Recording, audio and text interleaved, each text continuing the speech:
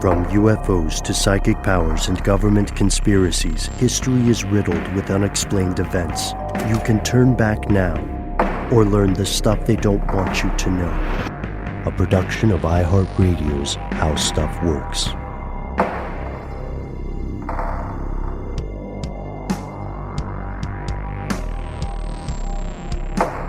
Welcome back to the show. My name is Matt. Noel is on an adventure, but...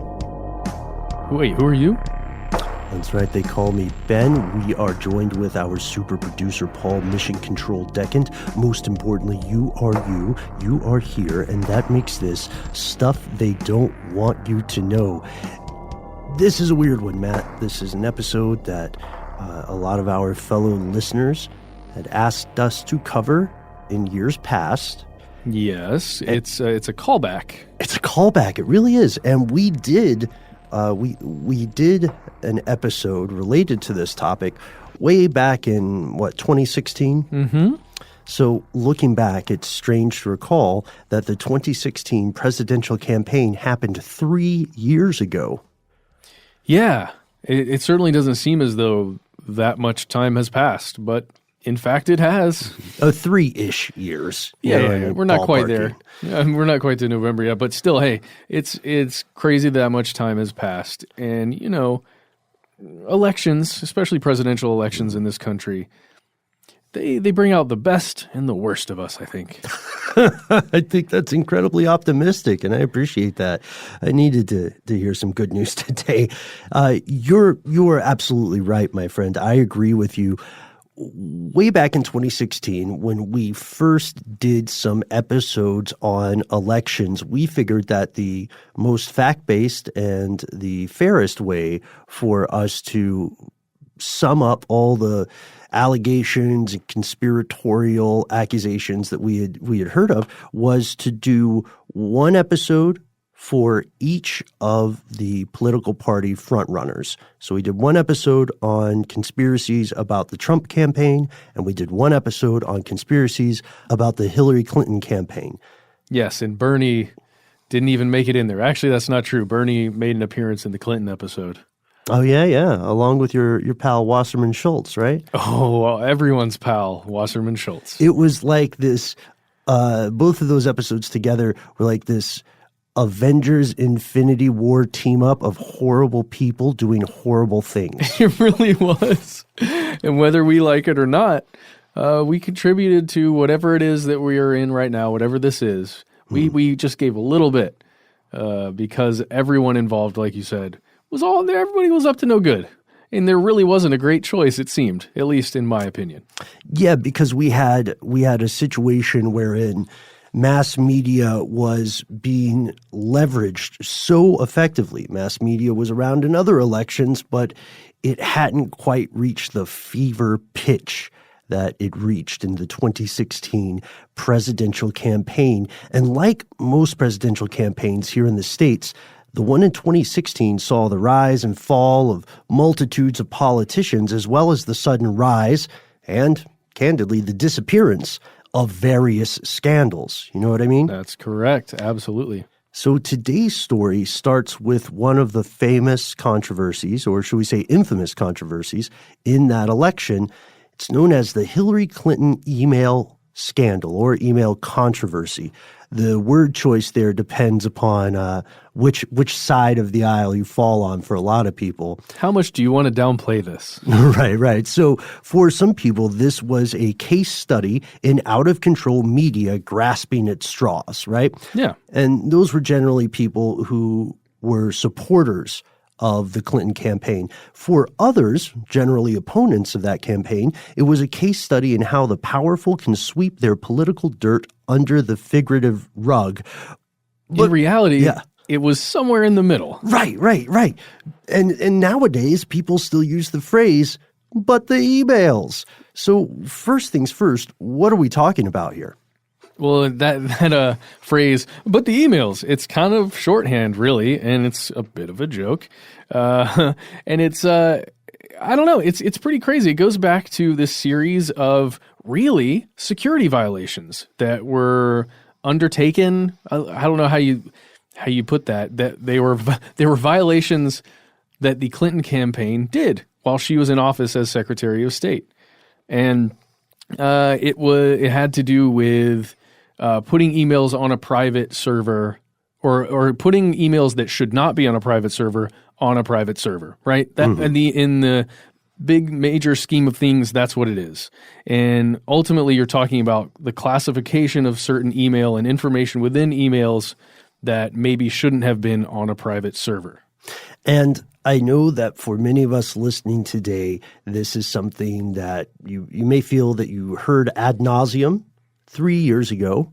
And you're thinking, well, why should I listen to this? We have a plot twist coming up for you. This is not just an episode about emails. The plot thickens pretty quickly, but to get there, we need to walk through the email scandal, the email controversy. It is exactly as you described it, Matt, a series of security violations. Think of it as, think of one server as an old school filing cabinet, right? And then another server right next to it, another old school filing cabinet. And in the server to your right, that's where all the classified stuff goes. What's up with North Korea? What are Iran and various other Middle Eastern powers angry or cranky about today? That goes into this one file cabinet. And that file cabinet has a crazy amount of locks on it and biometric scanning in order to get into it. It's intense stuff. And then you have the other file cabinet on your left. No locks. It's kind of a junk drawer. Yeah. There are like old recipes, maybe some Pinterest things in there. But then one way or another, through accident or through intentional action, the stuff that's top secret or just secret ends up there with the recipes and the, hey, what are you doing on Saturday? Let's go to, what's a chain restaurant? O'Charlie's. Oh, Paul's going to kill us if we don't shout out Applebees. Applebees. Sorry, Paul. Applebees. Jeez. That was close. Here's another major distinction we have to make. Yes. The server on your right, the one that has all those locks on it with all the classified information, that one can be seen by the State Department, by a lot of other intelligence agencies. There's accountability on that one, right? To the government. On the private one, that one, the one on your left, it's completely controlled by the Clinton campaign and people who are contracted to work with the Clinton campaign on that email server. That's a huge thing that we have to just remember. Absolutely. Great point. There is a chain of custody, in theory, for everything in that right-hand filing cabinet. This controversy is a series of security violations, misfiled emails, deleted emails, and so on. That's another big thing, deleted emails. Deleted emails, yeah. And this started before Clinton became the Democratic candidate in the 2016 campaign, but it continued during the campaign. This didn't really become a national story until March of 2015 when the New York Times ran a front-page article on the subject. The article said that the system, quote, may have violated federal requirements and was, quote, alarming, unquote, to current and former government archive officials. So that's what the Clinton campaign was found doing. Clinton was found to have used her family's private server for official communications instead of official State Department email accounts. This happens to a lot of people on a much smaller scale. Let's say that you have multiple social media accounts. Let's say that, like our good friend Mission Control, you have one account that's Paul something or other, and then you have another account that is Applebees facts.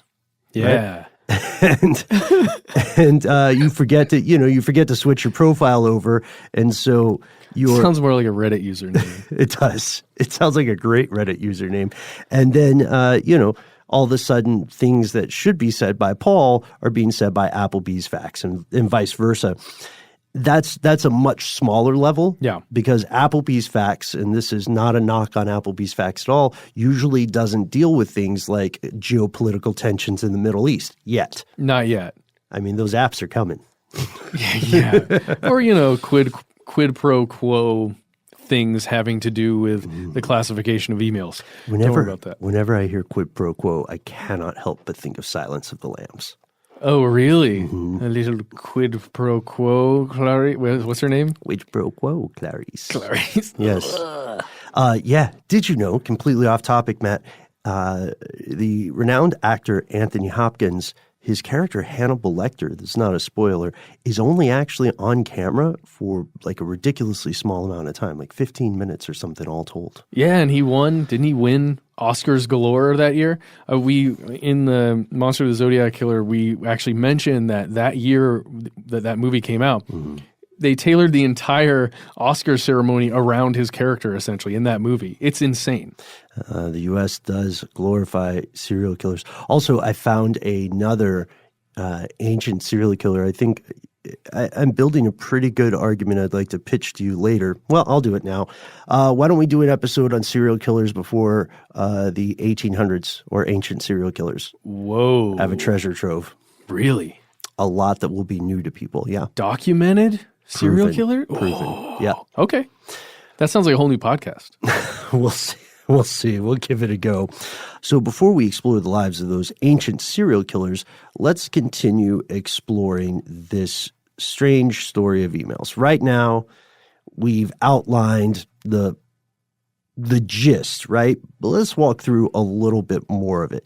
So shortly before she was sworn in as Secretary of State in 2009, Hillary Clinton had set up an email server at her home in New York. This was home to an email address, hdr22@clintonemail.com. And this was for all of her email correspondence, work-related, personal stuff during her 4 years in office. She also set up email addresses on the server for her longtime aide, State Department Chief of Staff, one Cheryl Mills as well. Huma Abedin. Huma Abedin, yes, was the longtime aide. She did not use or even activate a state.gov email account, which was a big deal. It would have been hosted on servers owned and managed by the U.S. government. The reason that's an important detail is not necessarily because people thought the Secretary of State was a criminal or doing criminal acts. It's more for operational security or OPSEC. Yeah. Because other countries, no matter how friendly they are, would love to know what's going on in the U.S. when the doors to the halls of power are closed. Oh, of course. And if you're perhaps someone like Hillary Rodham Clinton and you stand out that much as a name, as a powerful person within the halls of that power, your private email server is a major target for anyone and everyone who may be looking to find some information. Heck yeah. So the FBI ends up getting involved a little later on.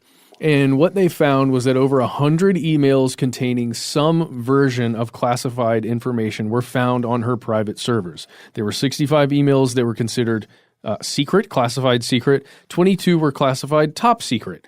And it doesn't get much more secret than that.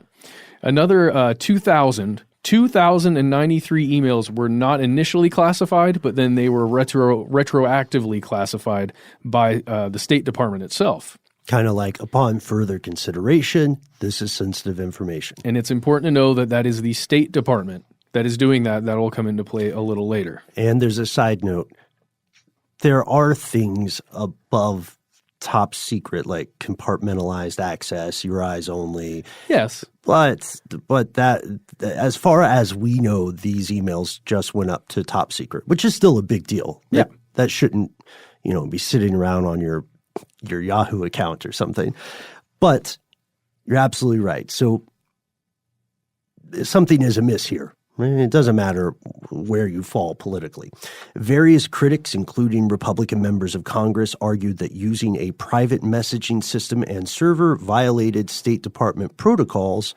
And furthermore, they said, this violates federal laws and regulations. The FBI is on the case. As early as 2009, officials with the NARA, the National Archives and Records Administration, expressed concerns over these possible violations of the standard operating procedure of record keeping at the State Department. December of 2012, near the end of Clinton's tenure as Secretary of State, a nonprofit group with a pretty neat name, Citizens for Responsibility and Ethics in Washington, or CREW. Oh, yeah. They filed a Freedom of Information Act request to get the records of the departing Secretary of State's emails. They received a response in May of 2013 that said no records responsive to your request were located. That's government ease for 404. Yeah. Search error. Nothing found. Mm-hmm. Yeah, and then you got to look at the certain emails that were sent to that whole clintonemail.com address, which is terrible to read, by the way, because it looks like Clinton mail. It just doesn't look great. But they were discovered in March 2013 when a hacker who called himself or herself, whoever it was, Gfer, and they distributed these emails that were sent to Clinton from Sidney Blumenthal.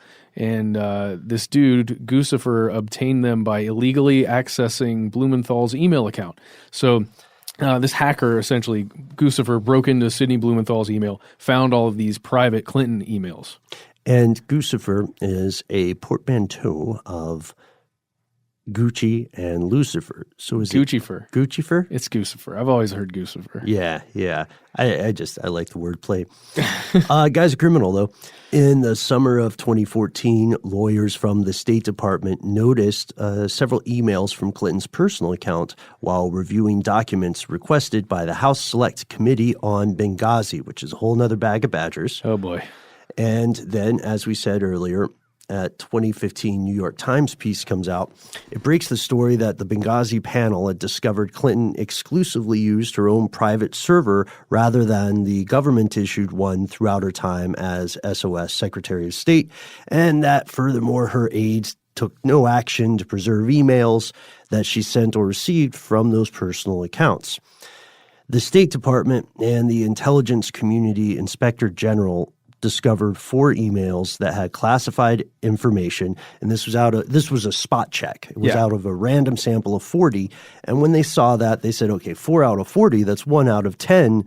We need to refer this to the FBI, their counterintelligence office. And so they alerted the authorities that this classified intel was kept on the Clinton server and by her lawyer on a thumb drive. Interesting. Then the New York Times runs a story on July 24th, 2015 with the headline, Criminal Inquiry Sought in Clinton's Use of Email. Yeah, and the lead sentence from that story was, 2 inspectors general have asked the Justice Department to open a criminal investigation into whether Hillary Rodham Clinton mishandled sensitive government information on a private email account she used as Secretary of State, senior government officials said Thursday. So that's the New York Times. You've got them citing senior government officials saying that Hillary Clinton mishandled sensitive information on her private email. That's really all you need to know. That's a big deal. Then, of course, you have all of these large U.S. organizations who, they jump on and they correct the New York Times, stating that, quote, an important distinction is that the ICIG the ICIG did not make a criminal referral. It was a security referral made for counterintelligence purposes. So to get back through that governmentese, what they are saying is that we were not giving an order to book 'em, Dano. Yeah. We were saying this could be leveraged by unfriendly foreign powers. Yes. And the Times made 2 other corrections, right? First, that Clinton was not the specific target of the referral, and then that it was not criminal in nature. But the funny thing is with redactions, corrections, things like that, even in large papers of note, they legally correct the record, but they do nothing for the court of public opinion. You know what I mean? Yeah, absolutely. You remember the first thing, especially the first headline. Mm-hmm. If you see Clinton email scandal in a headline somewhere, or Clinton email referral, or just some other combination in that where you've got a person, a bad thing, and an object, that's what you remember. And it doesn't matter if a week later, 2 days later, there's a correction on the original article. Even if they tweet out, correction, this was not what it was, nobody gives a crap. Yeah, typically. And that's not a ding on anyone's intelligence. That's just the nature of psychology for most people. Precisely. So how did this initial investigation, how did this all shake out? We'll tell you after a word from our sponsor.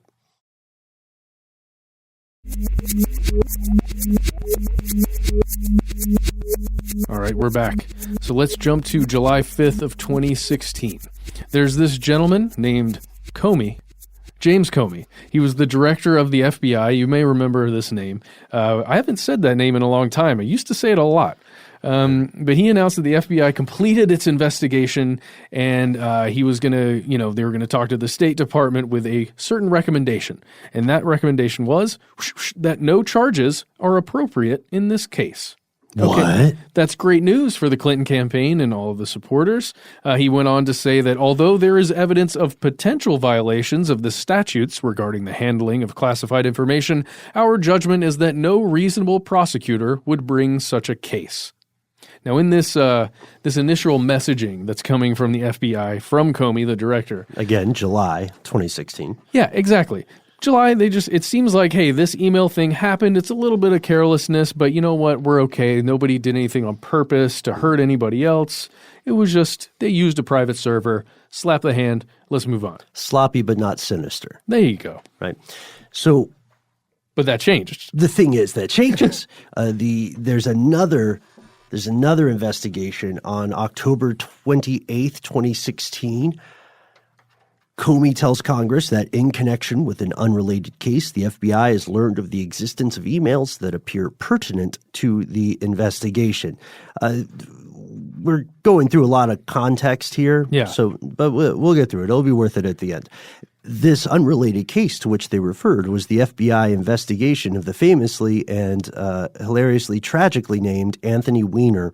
Oh, yes. From The Daily Show. Yes. Famously from The Daily Show. Famously from The Daily Show. This guy, despite, his name might make you think he has a sense of humor, but he got busted sending sexually explicit text to a child, a 15-year-old girl. The FBI discovered emails from his estranged wife, who was, what was her name again? The aforementioned Huma Abedin. Huma Abedin, the vice chair of the Clinton presidential campaign. And because of this, they considered that these emails might be relevant to the investigation. At the time, Comey said the FBI would take appropriate investigative steps designed to allow investigators to review these emails to determine whether they contain classified information, as well as to assess their importance to the investigation. Now, anytime we talk about government procedure, I know it can feel increasingly like a snooze fest. There are acronyms and initialisms flying willy-nilly.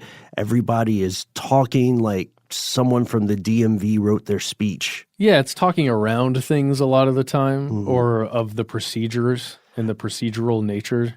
Yeah, it's pretty crazy. Well, and there's a reason for that, right? Because you want to make sure you get every letter, every syllable perfect. Just to jump in before we're going, this is such a good idea.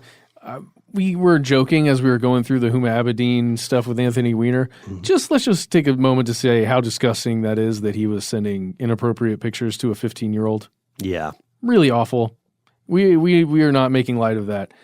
It kind of slid past us as we were joking through the other things. It's disgusting. Right? Yes. Okay, we can move on.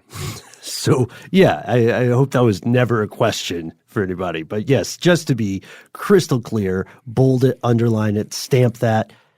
Gross. Perfect. Okay, so on November 6th, 2016, mere days before the election, Comey sends a letter to Congress, and he says, look, we worked around the clock, and we're sticking with our guns from July. Sorry, everybody, this was careless, but we do not believe it was a crime. Literally days before the election, as you said. Mm-hmm. And furthermore, despite criticisms that this was a superbly timed October surprise, one of those last-minute things that can happen that can swing the needle toward one candidate or another, Comey claimed that both the investigation and its conclusions were apolitical. They had nothing to do with politics. We're the FBI. We have a job. We do our job. Their job is to try to get elected. Our job is counterintelligence and fighting crime. And we did it.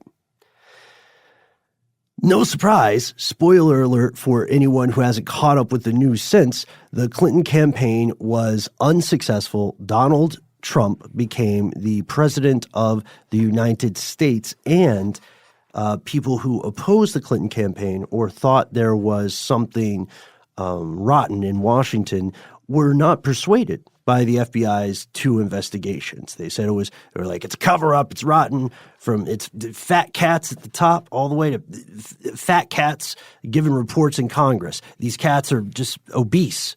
Yeah, too many and too fat. Too many and too fat, they said. Yes, that's a quote.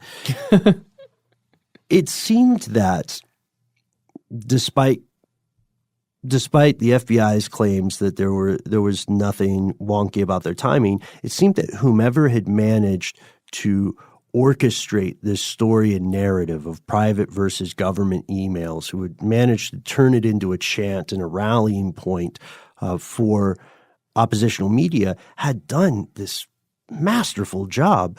Hillary Clinton herself cited this as one of the factors in losing the election.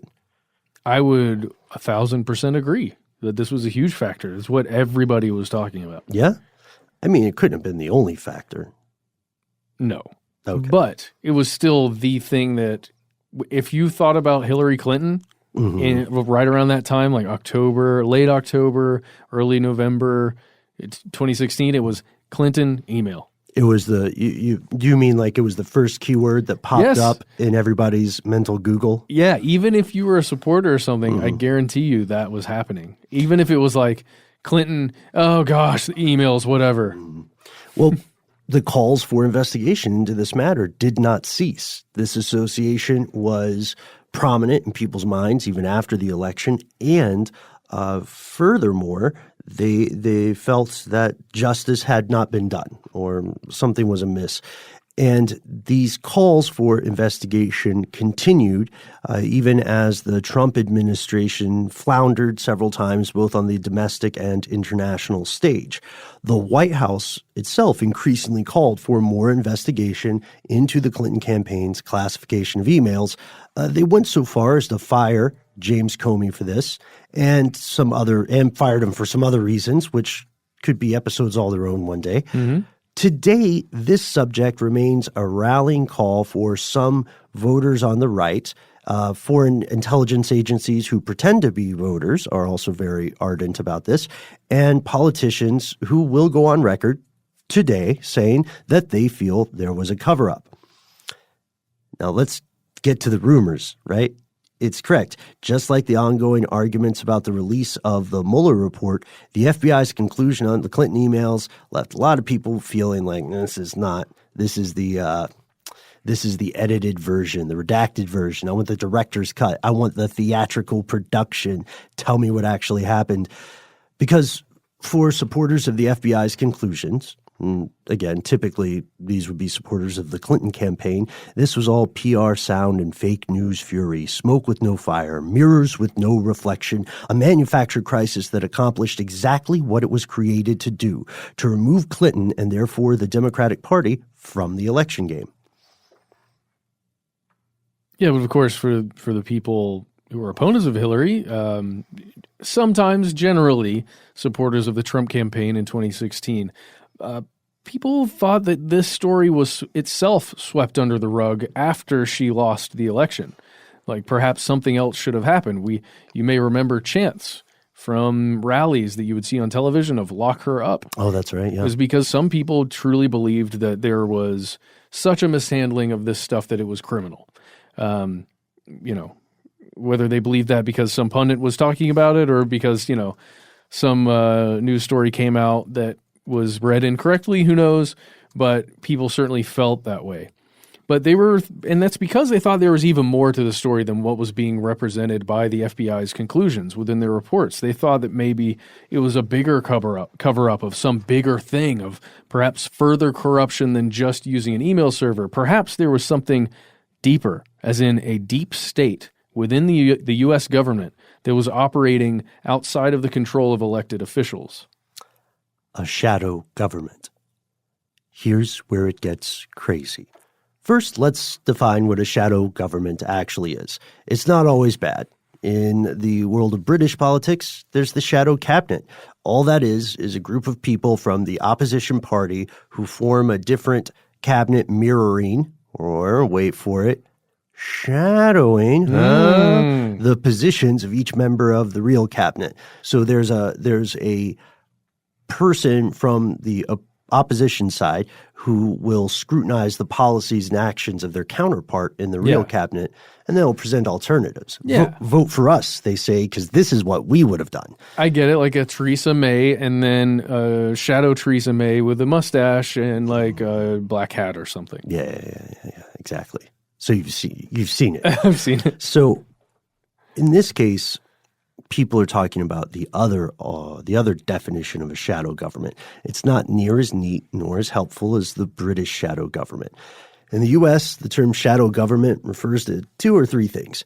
The first one is absolutely legal. We need it. It's the continuity of government, the pre-planned order of secession in the event of one or more deaths in the executive branch and Congress. The president dies. Who's in charge now? Well, it's the vice president. The vice president dies. Who's in charge now? And on and on and on. And one of the most interesting questions to me when I was a kid was a very, very strange answer. You know, I asked that question a lot of children ask. Do you think I could be president?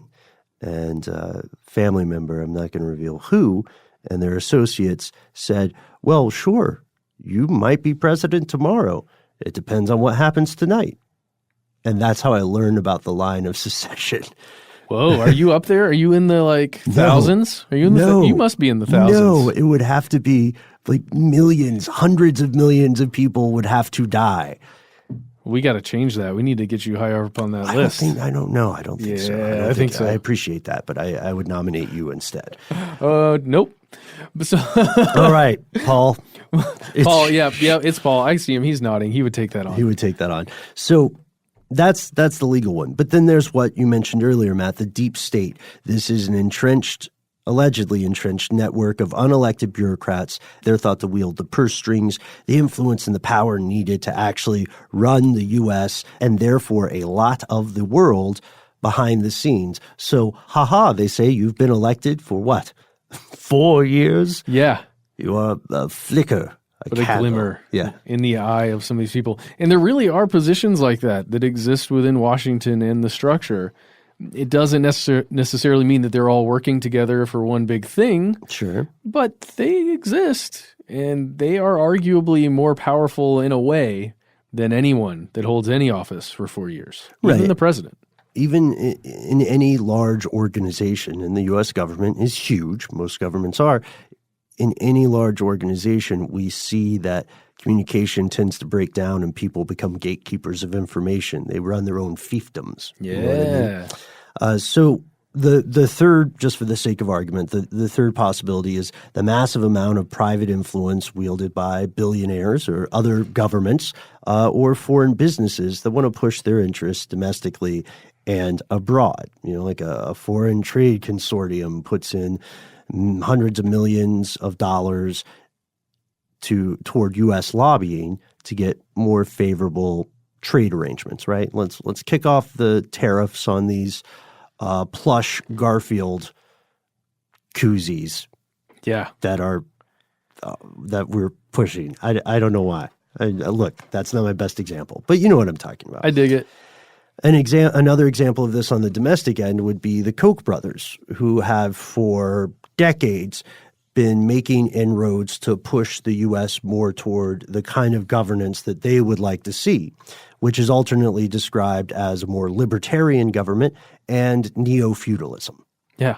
The money. We're talking about the power if you're talking about the entrenched deep state. And then with these private influencers, we're really talking about the money. Right.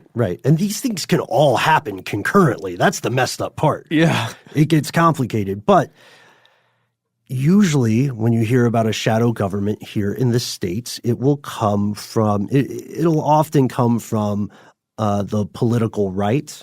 It used to be in times past a phrase used by the far, far left and the far, far right, who often agree on things. More so than perhaps the media would have you believe, right? Yeah. But this argument always hinges on that notion of the deep state. For people who believe in this kind of shadow government, the seventh floor group was proof positive that something was wrong in the Beltway. And what the heck is the seventh floor group? Well, we'll talk about it right after a word from our sponsor.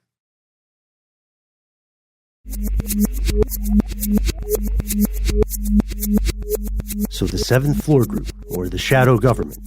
See, we promised that this email stuff would pay off. Yeah, in the last third of the episode. The last third of the episode. But a lot of the stuff we've been talking about, really, you have to remember that and know that stuff before we get here. Yes, a bit of a circuitous route, but we went the most direct way possible. So we mentioned that the FBI investigation, both of them, found what they saw as no evidence of crime, right? Sure. And a lot of people really took that on the chin because they were certain that this would be hard evidence smoking gun of a crime. However, they did find some stuff because they dug deep. In October of 2016, the FBI released 4 sets of documents, including notes and interview summaries. And in this summary, in the 4th part of the release, they found a revelation. Okay, so just to set this up so you understand what it is, through the FBI's vault, that's where you can find these things. However, they've been removed. These specific ones relating to the Hillary Clinton campaign have been removed from the vault, the FBI's website. But if you go to the archive.org Wayback Machine and you put in the URL, you can find this. It's difficult to find. There are a couple places you can get to it, but it's called Hillary R. Clinton Part 4 of 6. That's what it's called. You can find it. And essentially these are just, as Ben said, summations of interviews that they had with people, just individuals regarding the Hillary Clinton email campaign scandal or whatever it was, talking about the private servers, what they knew, when they knew it, and all of that.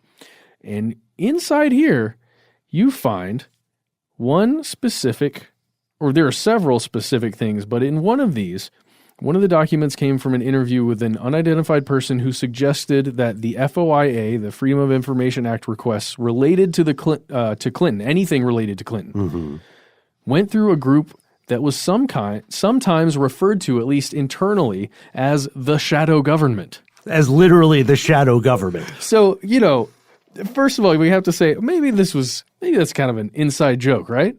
Maybe. Sure. But let's keep listening in here. Because according to this anonymous person, quote, there was a powerful group of very high-ranking State Department officials that some referred to as the 7th Floor Group or the Shadow Government met every Wednesday afternoon to discuss the Freedom of Information Act process with regards to Clinton.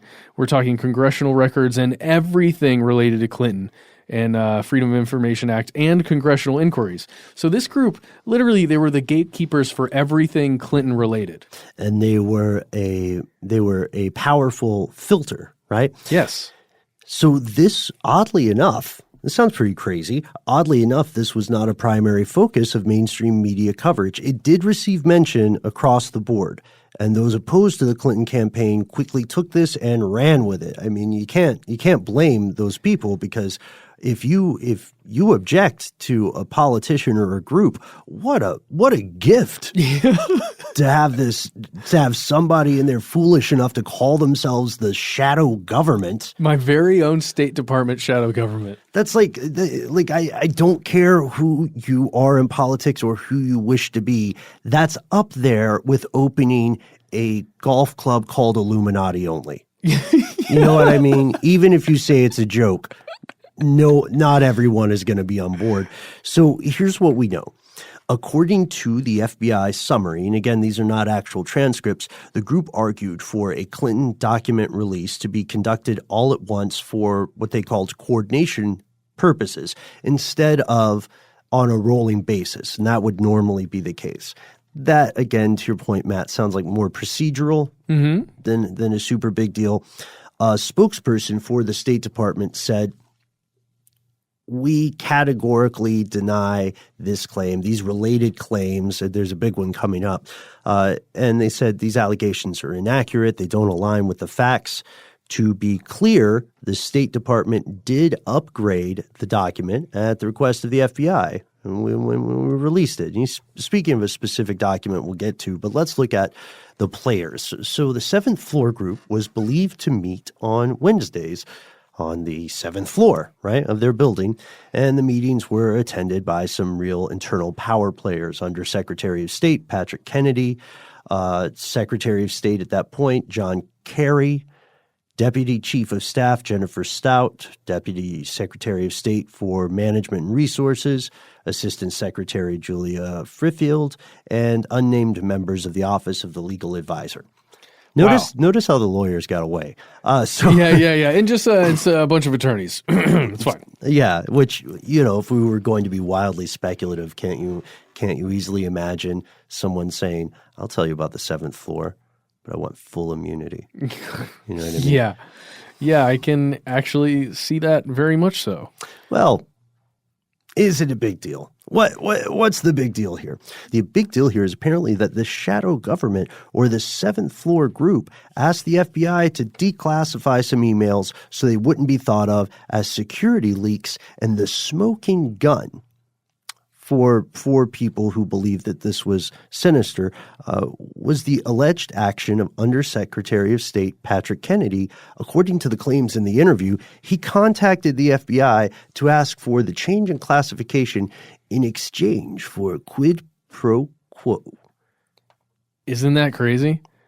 An old quid pro quo, Clarice. Mm-hmm. And again, this guy is important. He's also a Kennedy. Do we know if he's a Kennedy? Patrick Kennedy. I honestly don't know. Who cares? Check this out. So if you go, he probably cares. He probably cares. Okay, so on page 4 of that FBI Vault document that you can find on the web.archive.org, it says that there was this big meeting they're talking about with the State Department. They called it an all-agency meeting, and this person, Patrick Kennedy, that we're speaking about, he presided over the meeting, and during the conversation, one of the people specifically asked whether any member of the emails in question were classified, making eye contact with redacted. Kennedy remarked, "Well, we'll see." And this is apparently while he was making eye contact with somebody, as in like hey, maybe we'll find out what's going on. And then he went on to discuss essentially a quid pro quo about perhaps putting FBI agents in countries where FBI agents are generally not allowed to be. Like, maybe if you can change the classification, we'll do something for you, something beyond what anyone would imagine it would be possible. You scratch at my back, scratch at your back. And yeah, we'll get FBI agents in this country where they're not supposed to be. That's a huge deal. Yeah. So the FBI said, okay, what happened was that, what had happened was that the FBI determined that there was an email. Senior State Department official requested the FBI to, quote, re-review this and look at it again. Just make sure that, do your job, but do it again. Is it classified? Are you sure? Yeah, but you'd have to look at it again to be sure, right? That's basically what went down. And then they say that an FBI official who was not part of the later Clinton investigation told the State Department, the guy at the State Department, well, now that you mention it, guess I could look at it again. It really helped me look at it if we could maybe also address, just while I've got you on the line here, while I got you on the line here, Pat, if we could also address that request I keep putting in for space for additional FBI employees assigned abroad, because, I've sent you several emails and tried to call multiple times, and now you answer the phone. Well, you know what? I think maybe we can take care of it if some of those emails, ended up being unclassified, right? That sounds like a pretty good deal to me. Sort of a quid pro quo? Whoa, I'm hanging up. No, you hang up. You hang up first. I'll hang up first. Are you still there? Are you still there? You said you were going to hang up. That's how they had this conversation, surely. Oh, man. And they were both recording the whole time. We're being a little bit glib, but you can see it's somewhat the FBI is making valid distinctions, right? Yes. But of course, people would deny this kind of one hand washes the other sort of stuff. So following this call, the FBI official, who's now retired, got with a senior FBI executive who was responsible for determining classification, and they decided that it was, in fact, classified secret the way it was supposed to be. So FBI guy goes back to the State Department contact he has, and he says, look, it's classified. We looked at it twice, and it's supposed to stay secret, and we can't change it. And it wasn't changed. It remains classified today. The FBI concludes, and you can see this on their own website, although there was never a quid pro quo, these allegations were nonetheless referred to the appropriate officials for review. So they said, look, we know nothing went down, but just to keep our nose clean, we asked some other people to look at it because we're the FBI, we're apolitical, we do our job, they do their job. Yeah, and to be fair, there was no quid pro quo in this instance of these, exchanges that became public. Being very careful with that, Matt. I admire you. Right? Yeah. But come on, that's all we've proven. Right. Or at least that's all the FBI says. Right. There are other alleged activities, other allegations. This same group, the seventh floor group, or quote-unquote shadow government, has been accused of censoring official reports, of interfering with special investigations, of providing diplomatic security or protection for certain individuals, shielding them from criminal charges. And a lot of this stuff, once you get into the providing protection and diplomatic security and stuff for controversial people, often those are going to come from biased sources. Correct. See the Washington Examiner if you wish. You can find something on that. And if you search for Hillary's officials cut criticisms out of State Department reports, you will find it. And you can read all about it. You can also, while you're reading those reports, you can go back to what we have kept going back to, which is the FBI confirming, at least, maybe not saying that they believe this exists, but confirming that they spoke with people who did think it exists. Who casually mentioned that it's the seventh floor group. Mm-hmm. Oh, it's the shadow government. It's fine. It's fine. What? Is he Irish now? I don't know what happened, but that's what they're talking about. So this is not quite where it ends, but we do have some conclusions. First, Gfer. Are you speaking directly to Gfer? Gfer. Maybe if you tune into the podcast, we'd love to hear from you. According to the New York Times, the hacker who used this name, Gfer, coined the moniker to combine the style of Gucci and the light of Lucifer. He turned out to be a guy named Marcel Lehal Lazar, a 43-year-old former taxi driver, is at the time unemployed. He did not have expertise in computers. He didn't have any fancy equipment or tech. He just had an old Samsung cell phone and an NEC desktop. And all the skills he used in hacking, according to the official reports, he picked up on the web. So he was not, as far as we know, some high-level secret state actor. You know what I mean? Yeah. According to the official sources. Well, he's not a botnet king or whatever. But most of the emails providing the impetus for that second investigation turned out to be duplicates of stuff they found the first time around. So in that second investigation, there wasn't apparently that much new stuff. And that lends a little bit of credence to that October surprise theory. Because again, the timing, you couldn't have planned it better, right? But the group appears to have been disbanded by Donald Trump's administration, this infamous seventh floor shadow government group. On February 17th, 2017, CBS reported that much of the seventh floor staff who work for the Deputy Secretary of State for Management and Resources, these titles, man, and the counselor offices were told today that their services were no longer needed. So you can read it in other articles of the time where the headline's something like Rex Tillerson kicks out seventh floor group or fires a bunch of diplomats. And the State Department did encounter a purge at that time. Yeah, but who knows if they're the seventh floor group, right? Or were maybe the people just met up on the seventh floor. Maybe they lived on the fourth floor. Right. It's weird because some of us listening are convinced there's much more to the story. Some of us listening are convinced it's just media theater solely meant to discredit someone, right? It was a very divisive issue then, and to a degree, it's still a divisive issue today. But oddly enough, several of the original media reports have been deleted. The FBI vault files literally don't exist unless you go to the Wayback Machine. Right. But not to be too much of a devil's advocate, but couldn't the FBI clean out the Wayback Machine if they wanted to? Maybe. I don't know if they have those powers. The NSA could do it. Probably. Gfer could do it. The Wikipedia page was also scrubbed. If you go into the talk, there's a really interesting thing about Wikipedia, which is maybe not so much the articles themselves, but if you look at Wikipedia, you're going to see two tabs. You'll see a tab at the top left with the article and a tab just to the right of that called Talk, right? And Talk is where the editors of Wikipedia and the contributors of Wikipedia argue about whether or not something should be an article or something should be included in that article.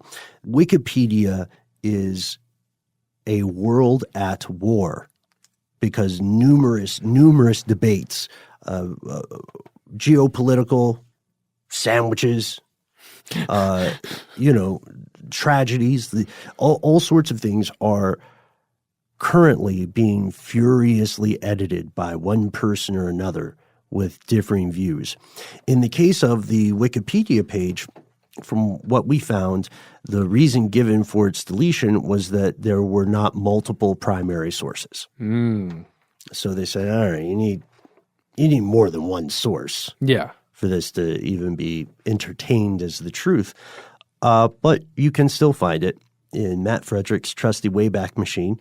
That's right. I think that's a great T-shirt idea, by the way. It's not mine. It's archive.org. That's true. That's true. So the FBI does appear to confirm the existence of this group while not confirming that they cooperated with them. There was a real shadow government, or at least a real group referred to as the shadow government, and they apparently no longer work for the State Department. But it leads us to the end of today's episode and a question, a disturbing question. Even if this wasn't that big of a deal, there's still a group of people that were not elected officials that were hanging out in, someplace making decisions about what you and I and everyone listening as the public get to hear or know about an elected official. How many other groups like that exist that are gatekeepers of information for the public, that are maybe making bigger decisions even than that about geopolitics, about foods we eat, about the types of polyester mixed clothing we get to wear? How much your dollar is worth. Ooh, that's a big one. That's more important than the type of clothing we get to wear. Yeah, I don't know. These all seem pretty important, right? Thank you so much for checking out this episode. We know this will be a little divisive for people who have really dug deep into this. We did give a high-level look because we wanted to provide enough of a view of the forest for us to understand what the seventh floor group is, why it matters, and again, why would you call yourself the shadow government? Just even for funsies. I don't know. That seems a little dangerous. I mean, I guess we could do it, but everybody would probably know that we're not making moves as representatives of Uncle Sam or a foreign power. Exactly. And I would say if you want to keep going down this rabbit hole, a great and exciting, fun thing to do is to go to the Wikipedia page for the Hillary Clinton email controversy and then go all the way down to the bottom and just, after looking at the talk thing and all the other stuff, go all the way down the bottom and just start clicking through sources down there because it's crazy just the amount of media that was generated through this scandal, the amount of sourcing that exists on that one wiki page. It's an intense slog. Good luck to you. Enjoy yourself. Make sure you got a drink. And let us know what other examples of shadow governments you have found, not just here in the U.S., but in other countries or in other groups of countries, right? We want to hear those stories that you think your fellow listeners would enjoy about what goes on behind the curtain. You can tell us about this on Instagram. You can tell us about this on Facebook. You can tell us about this on Twitter. We highly recommend you check out our favorite part of the show, your fellow listeners, on our Facebook page. Here's where it gets crazy. But wait, someone says, I hate social media. Then call us. We are 1-833-STDWYTK. Leave us a message. You'll have 3 minutes. If you need more time, call back. That's fine. You'll be greeted with a chilling message from Mr. Ben Bolin when you call in. You just wait for the beep, or you can turn back now. It's really great. Okay. If you do leave a message, it might get on the air. Please, please, please give us just your ideas, your thoughts on shadow government, your personal stories about shadow people, whatever you've got, just send it our way. We'd love to hear it. I've got 24 more brand new messages from the last week and a half, Ben, that I'm going through right now. Oh, yeah. It's a lot. It's really good, too. All right. Do that. If you don't want to do that, there's one last thing you can do if you want to reach us. You can send us a good old-fashioned email. We are conspiracy@howstuffworks.com.